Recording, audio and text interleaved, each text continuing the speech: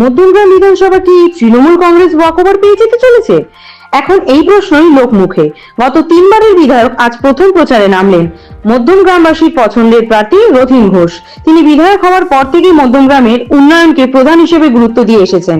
তাই রথীন ঘোষের এই কেন্দ্রের জয় শুধু সময়ের অপেক্ষা। তার উত্তরে এখনো পর্যন্ত বিরোধীদের দেখা নেই। আইএসএফ প্রার্থী দিলেও তাকে দেখা যায়নি এখনো। প্রার্থী দিয়ে হুমায়ুনের দলও, কিন্তু বিজেপি এখনো কোনো প্রার্থীর নাম ঘোষণা করেনি। অন্যদিকে আইএসএফ প্রার্থী দেওয়ায় ক্ষুব্ধ ফরওয়ার্ড ব্লক।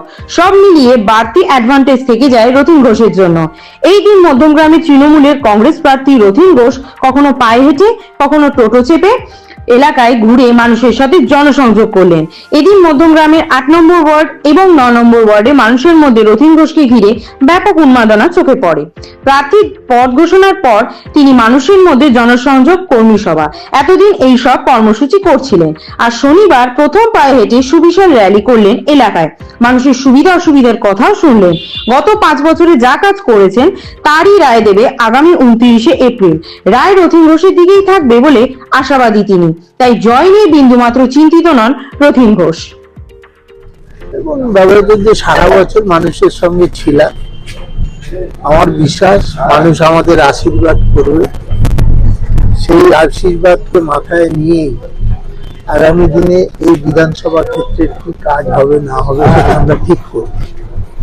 এবং এই ঘোরার পথে অনেক চাহিদা, অনেক কিছু আমরা জানতে পারবো। সেই চাহিদাগুলো আমরা চেষ্টা করব সেই কাজগুলো, মানুষের অসমাপ্ত কাজগুলো যাতে আমরা করতে পারি, এটাই মূল উদ্দেশ্য। এবং সেইখানেই আমরা চেষ্টা করছি, যার জন্য এর মধ্যে দিয়ে ওই নাগরিকদের কি স্বাচ্ছন্দ্য আমরা তৈরি করতে পেরেছি আর আগামী দিনে কি করব।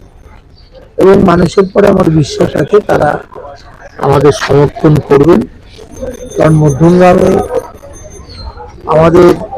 আমি 15 বছর বিধায়ক আছি, এর মধ্যে দিয়ে মধ্যমগ্রামের সামগ্রিক উন্নয়নের আমরা চেষ্টা করেছি। হয়তো কিছু কাজ অসমাপ্ত আছে, সেই অসমাপ্ত কাজকে আগামী দিনে করবার জন্য আমাদের চেষ্টা। নিকটতম প্রতিদ্বন্দ্বী আপনার সামনে কেউ নেই।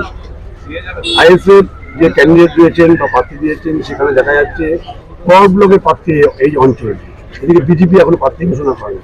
আপনার পক্ষে কি এটা বেনিফিট? এই মুহূর্তে আমরা একটু এগিয়ে থাকলাম প্রচারে, আর কি এই আর কি।